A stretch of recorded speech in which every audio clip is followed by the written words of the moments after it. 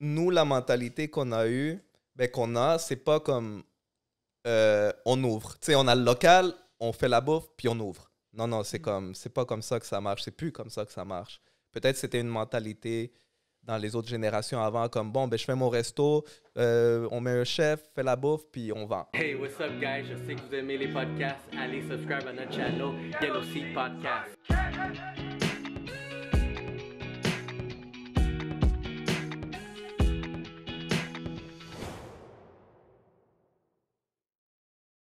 Quelque chose de très intéressant, tu sais, vraiment par rapport à toi. Puis c'est bon qu'on est aujourd'hui, la conversation va aller surtout dans ça. Comment toi, tu t'es adapté? Parce qu'en ce moment, pendant qu'il y a beaucoup de business qui font faillite, surtout les restaurants, pas toi. Toi, puis tu as des partenaires, j'imagine. Ouais. Vous avez décidé de lancer un restaurant péruvien. Puis on va parler de ça, on dirait. Hein? Il faut parler de ça. Ben, en fait, pour commencer, le restaurant s'appelle Barranco. Barranco, c'est un quartier à Lima que je pourrais comparer avec le plateau Mont-Royal. OK. On est situé dans le plateau Mont-Royal. Donc, fait que c'est granola. C'est non. Hipster. C'est très beau. Comment on dit? Bohémien. Bohème, ouais. Où est-ce que Barranco, c'est un endroit où est-ce qu'il y a beaucoup de culture. Il y a beaucoup de culture, il y a beaucoup de murales, il y a beaucoup de restaurants, il y a de la musique, du monde. Il y a beaucoup de culture là-bas. C'est un peu comme, un peu hipster. Puis c'est un peu comme le plateau de Mont-Royal de Lima. Fait qu'on trouvait que le nom, il allait vraiment bien pour le concept qu'on voulait faire. Et puis, je suis avec deux partenaires. C'est Josué, qui avait son restaurant déjà, lui, et Fidel, qui c'est un gestionnaire qui a déjà géré plusieurs restos. Donc, avec un gros background, un gros background dans la restauration. Les deux ont des gros backgrounds dans la restauration. Moi, la restauration, je m'y connaissais pas tant que ça, mais on peut dire... T'as l'expérience nightlife. Ouais, exactement. Mais en même temps, on peut dire que j'ai travaillé dans des restos-bars.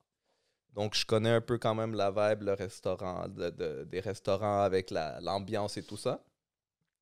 Fait que je pense que hier, quelqu'un m'a dit « Comment tu te sens comme d'ouvrir un restaurant? Est-ce qu'il y a une certaine responsabilité derrière tout ça? » Et puis, je lui ai dit « Oui, évidemment, c'est comme... Sure. On a une grosse responsabilité et puis on a comme une grosse pression. Il faut que tu performes.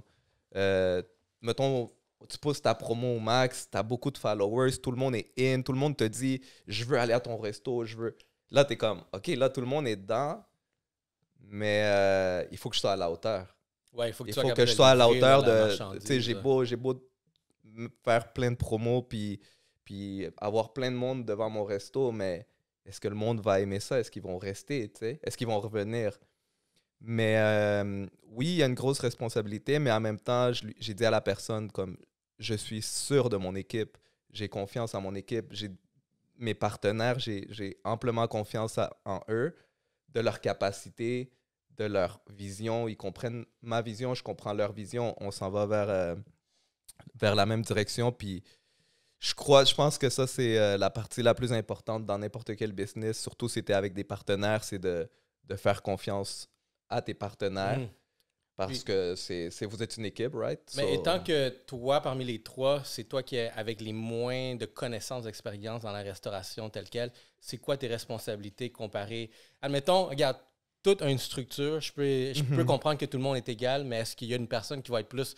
Regarde, moi, je suis le président, je suis le leader, c'est moi qui roule la cuisine, puis vous avez mon partenaire, vous avez vos départements chacun, puis admettons, on contribue tous, on se complémente pour pouvoir faire rouler cette machine-là. En fait, comment ça marche, c'est que le départ de l'idée, on peut dire que je me donne pas de crédit en disant que c'est moi qui a parti l'idée. On avait comme des idées pas mal tout le monde, mais l'instigateur parce que eux ils se connaissent, mais ils sont pas amis, ils étaient pas amis. Moi, j'étais plus... c'est moi qui connaissais les deux plus en tant que tel, mais ils se connaissaient déjà. Ça a déjà c'est qui? Ouais. Mais peut-être que sans moi, je ne sais pas, peut-être qu'ils se seraient pas associés. Moi, j'ai été comme le link un peu de dire, ça nous prend ces trois personnes-là absolument pour développer ce projet-là. Moi, j'ai peut-être pas le talent en cuisine ou dans la restauration, mais j'ai Le comment flair. dire? Regarde, J'ai le flair, j'ai une qualité de rassemblement, on peut dire, de dire comme, je vais monter un projet. Moi, je m'y connais pas en restauration, mais ça me prend ce gars-là. mais tu sais quoi, je vais faire une Voilà. parenthèse. Parce que c'est la deuxième fois que tu viens ici, puis exactement ce que tu viens de dire là, puis tu en avais parlé la première fois, puis je le revois encore, ce comportement de ta part, que toi, tu es une personne qui va exactement rassembler les personnes. Comme tu avais parlé, tu sais, de ton projet RC Familia, puis comme Ouais. toi, tu étais là, puis tu avais trouvé les bonnes personnes pour mener ce projet, regarder ce que ça donne. Puis encore là, je vois ce même comportement où est-ce que t'as vu un projet, t'as vu vraiment des personnes clés, puis t'as encore réuni des personnes vraiment Ouais. ensemble à partir d'un projet. Puis c'est intéressant, ça, c'est nice. Ouais, parce que je pense que il faut tirer le meilleur de la capacité de chaque personne. Si moi, je vois que dans Alex, il y a quelque chose, toi, il y a quelque chose, mettons, je ne m'y connais pas en construction, whatever, mais je vois que vous êtes capable, mais moi, je suis capable de vous rassembler et créer de le gérer d'une certaine manière, je vais le faire. Peut-être, je vais apprendre aussi. Je vais apprendre au fur et à mesure. Là, en ce moment, j'apprends tellement de choses de la restauration. Ils me montrent tellement de choses, ces gars-là, puis je suis vraiment comme agradecido avec eux parce que maintenant, ça va devenir, on peut dire, mon domaine principal. Je suis en train d'y mettre comme ma vie là-dedans, là, on peut dire. Ok, On peut ok, dire comme ça, ok, c'est pas fait que juste t'es un... fait Ouais, que ouais, t'es c'est pas un vraiment petit genre- projet, là. On est en train de comme... Au début, je te dirais, Fait que tu vas être là tous les jours, dans le fond. pour le- c'est sûr que genre je vais continuer à travailler dans le nightlife, mais la plupart de mon temps, je vais le dédier à mon resto, c'est sûr. Euh, c'est quelque chose que peut-être que je le visualisais déjà un peu avant quand j'étais déjà dans le nightlife, puis je cherchais une porte de sortie, mettons, mais c'est dur quand tu es dans un milieu, puis t'es confortable, s'échapper, tu es ouais, dans ta ouais. zone de confort. La pandémie, c'est sûr, ça nous a fait faire des trucs que peut-être on ne savait pas qu'on allait faire un jour. Ça m'a peut-être comme rattrapé plus vite. Et Mhm. puis, j'ai vu l'opportunité, puis je me suis dit, OK, on y va all-in. Pas le choix parce que qu'est-ce que je fais sinon, si les clubs n'ouvrent pas? Qu'est-ce que je vais faire? Je dois me réinventer d'une manière ou d'une autre. À un moment donné, il fallait que ça arrive. L'opportunité a été là. J'ai décidé de la prendre comme right away. Genre, j'ai pas. Mais c'est bon. Parce que t'as pas attendu vraiment que, Non. OK, ben, le gouvernement va réouvrir les choses à ce moment-là, puis c'est là que je vais pouvoir performer encore une fois. C'est dit comme, tu sais quoi, c'est même pas sûr dans la direction qu'on s'en va, puis tu sais quoi, je vais juste partir quelque chose, puis c'est, regarde, on va se renouveler chacun. C'est comme. Il y a plusieurs personnes qui m'ont dit. Ben, le peu de personnes, mettons, qui le savaient que je travaillais sur le projet du restaurant, me disaient, mais t'as pas peur comme. T'as pas peur comme avec toutes les restrictions. Puis même, tu sais, quand t'appelles, mettons, pour ouvrir ton compte bancaire, pour enregistrer ton entreprise, tout ça, tout ce monde-là qui travaille pour la banque ou pour les permis, tout ça, ils te le disent. Ils sont comme, waouh, félicitations, comme ça prend des couilles en ce moment pour faire ça. Oui et non, mais parce que moi, en même temps, je le vois comme Ça on peut dépend. dire un gambling. Ben, tu sais quoi, Parce que, excuse-moi, c'est juste, je le vois comme un gambling dans le sens que, mettons que ça ouvre là.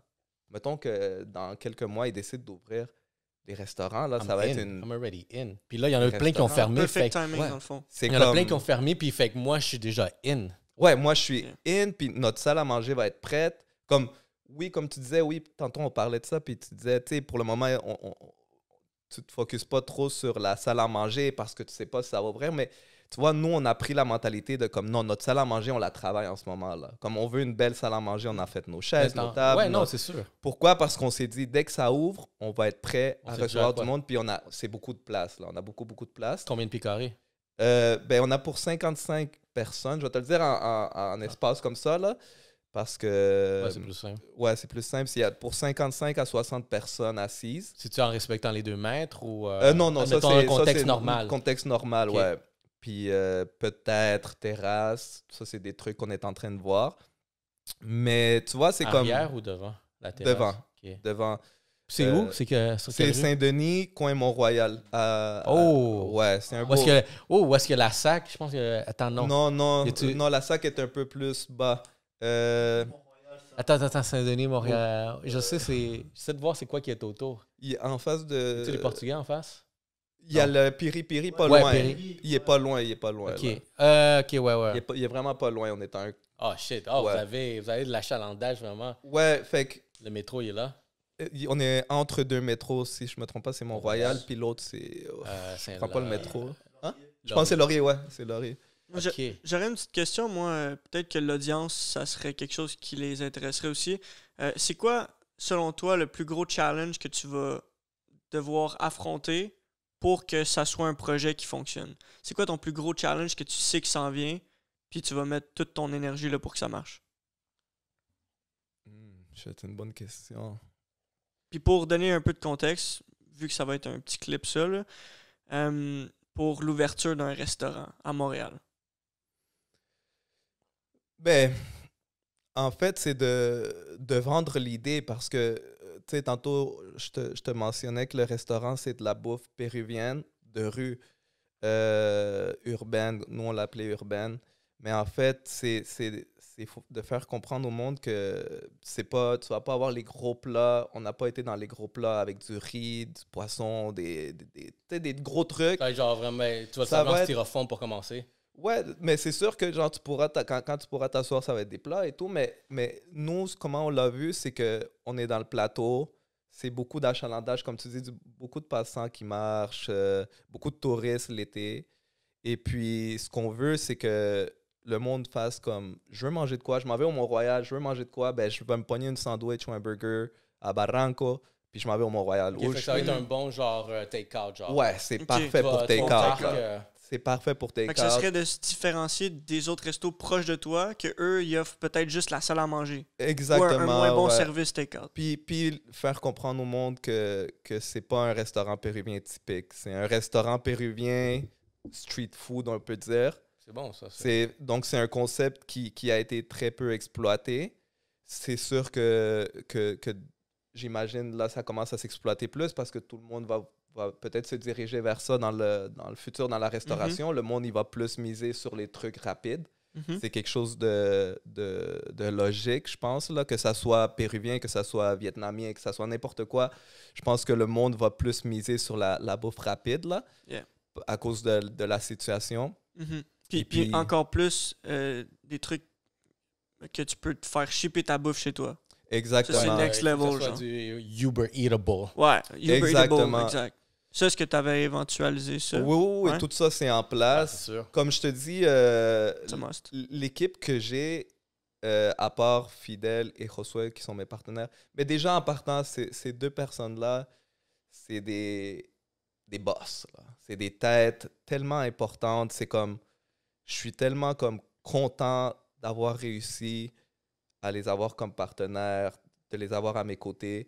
C'est du monde tellement intelligent qui connaissent tout sur la restauration. Ils savent prendre des bonnes décisions. On va faire ci, on va faire ça.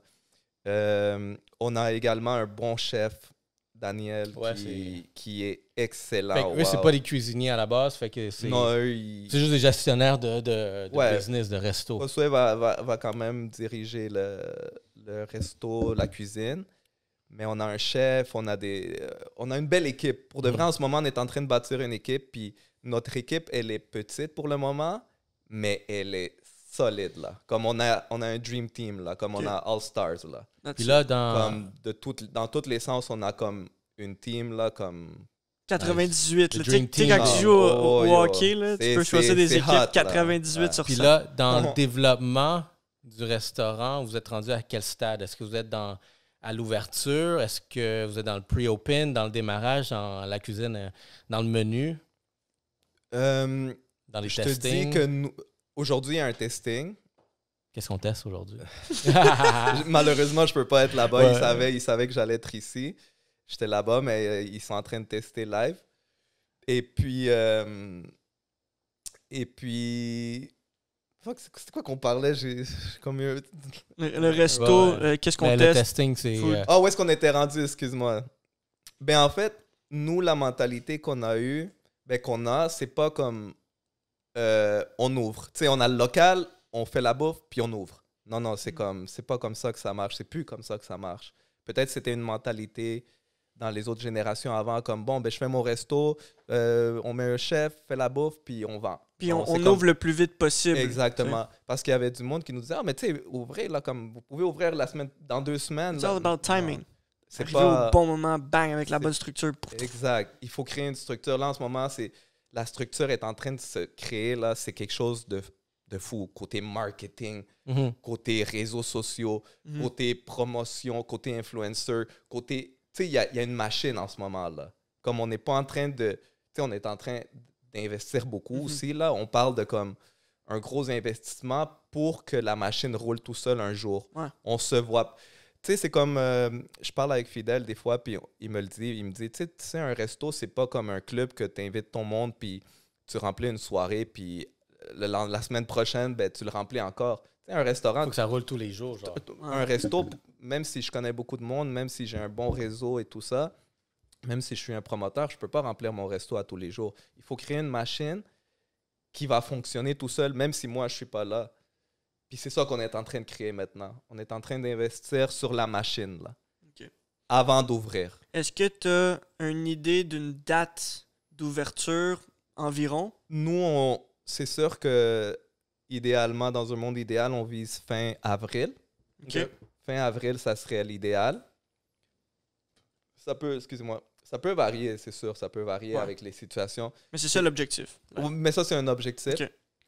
Et puis, qu'est-ce qui est difficile ou qu'est-ce qu'on a rencontré de difficile dans le processus de l'ouverture?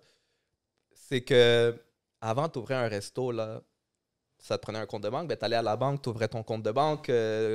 Tu voulais ouvrir ton entreprise, ben, tu allais au bureau des entreprises, tu ouvrais ça. Tu voulais ça, tu allais au bureau, tu ouvrais tes affaires comme le jour même. À cause du COVID, tu rencontres tellement de difficultés parce que tout se fait en ligne, tout se fait au téléphone, tout prend du temps. C'est comme, on vous rappelle cette semaine, tu passes des heures au téléphone. Fait que ça, c'est très difficile. Comme s'il y a du monde qui veulent s'embarquer dans ça en ce moment, il faut s'attendre. Il faut s'attendre que tu dois être patient, tu dois comme pas désespérer. C'est, tu sais, comme le fait qu'on est 3 aussi, on peut se diviser les tâches, on peut s'entraider. Lui est fort là-dessus, ben check, toi occupe-toi de ça. Moi, je suis plus fort là-dedans, moi, je vais m'occuper de ça. Mais c'est pas facile, tu comprends? C'est vraiment, la situation est en train de nous mettre tout le temps des obstacles. Et puis, il faut juste les contourner ou essayer de passer à travers.